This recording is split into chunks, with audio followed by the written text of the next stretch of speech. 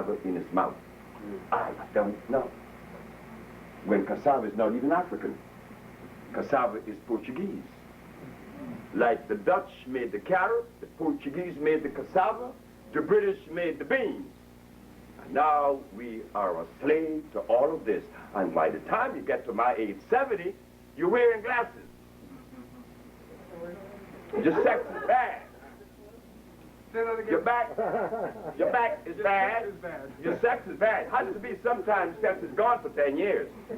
I've had brothers to come to me that the sex has been left 10 years ago.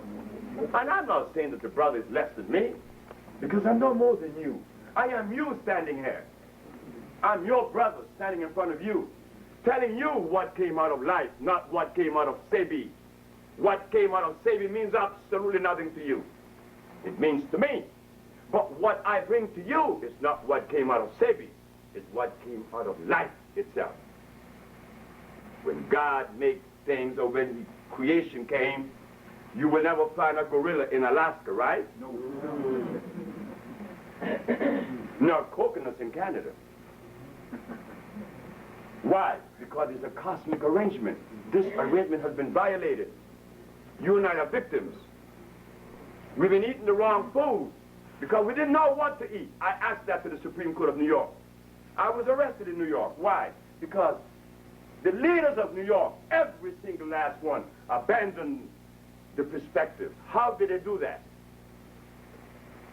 Well, after I put my compounds together, I cured some people in LA, I quit my job.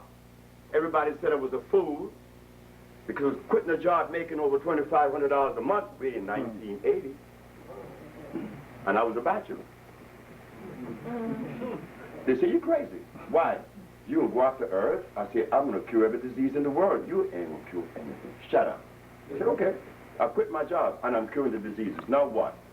I came to you.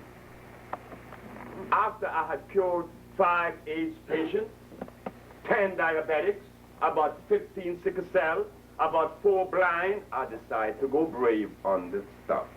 I put it in the Amsterdam News, the Village Voice, and the New York Post. AIDS has been cured. When the Attorney General saw that, he sent to tell me to remove the ad. Oh. I sent back and asked the man, why should I remove the ad? He got very angry and sent me to the Consumer's Affairs to see another white man. Name is Mr. Fitzgerald. He said, well, are you the author of this ad that claims that AIDS has been cured? I said, yes. I want you to remove it. He said, why should I always hear people telling me to do things and yet not giving me a reason? So I said, sir, why should I remove the ad? He said, because I said so. I said, oh boy, we have a little problem. Small little problem, sir. He said, what is the problem? The problem is that the only person in the universe, and that's including the Virgin Mary, could tell me to do something and I will do it. It's not the Virgin Mary nor you. It happens to be my mama. See, when my mama tells me to do something, I'm not going to question her. But if the Virgin Mary or you tell me to do something, I'm going to ask you why. Why do I have to remove the ad? He said, because I said so. I said, well, the ad stays in the paper. I went to my office. February 9th is a Monday night. I got a call on 8 o'clock, right around this time. I see you haven't removed the ad. I say, I have a sneaking feeling that you're going to tell me why I should remove it. He said, I see you in hell. The next day, I was arrested. Practicing medicine without a license. Selling products not approved by the FDA. And claiming to cure AIDS and other diseases, which is a fraudulent claim. But let me tell you something. The white man won. Why he won? I won the case. I proved that I cure AIDS. But he won because he knows that you would never believe it. That is where the white man won. And to substantiate my claim, when I won the case, the night that I went to get the verdict, There was no black people there. There was a bunch of white people there. The Park Slope paper came to me. The white man said to me, Dr. Sebi, you mind if I ask a question? I said, no. Where are the black newspapers? Tonight you have set a precedent. This is the first time in the United States government or the country in which someone stood up against the American Medical Association and went. Where are the black newspapers? I said, I don't know. Where are the black leaders? I don't know. I don't even care. I did it for me, not for the public. I want to show the world what a black man could do. The white man said, well, I'm going to write about it. And he put it in the Park Slope paper. Herbalists cure AIDS. Dr. Sebi, natural cure for AIDS, and more use food, not drugs. A white man did that. I went to Saigon. I went to Jesse Jackson. I went to Sharpton. I went to Maddox. I went to Mason. I went to Ben Jokanen. None of them helped. They prefer to see you dead. Woo. I'm going to travel across the continent because I said they have abandoned me in America. I went to Africa. I went to Sierra Leone. They looked at me like I was stupid. I went to Ghana. They didn't want to hear it. I went to Zimbabwe. No, I went to Tanzania. The ambassador looked at me and he talked a whole bunch of stuff.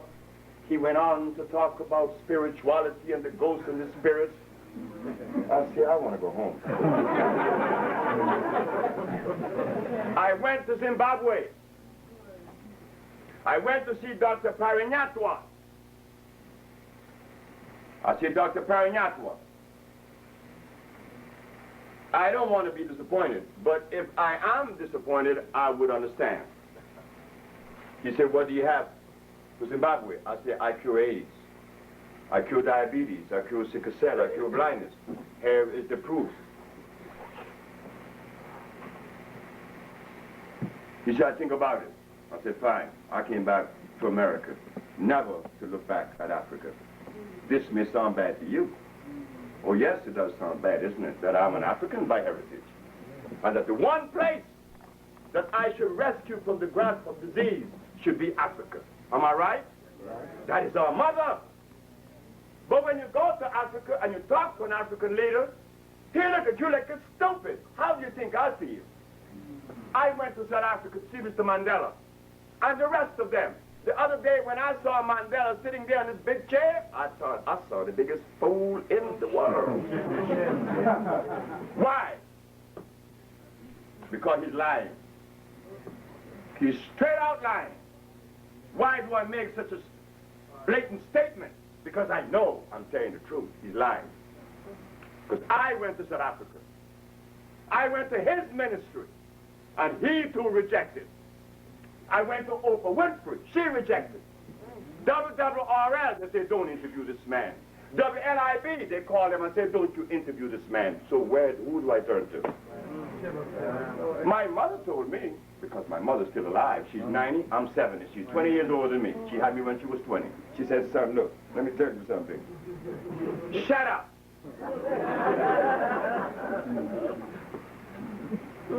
You told me 5 years ago that the black race has been drugged with glucose, and you want them to listen to you.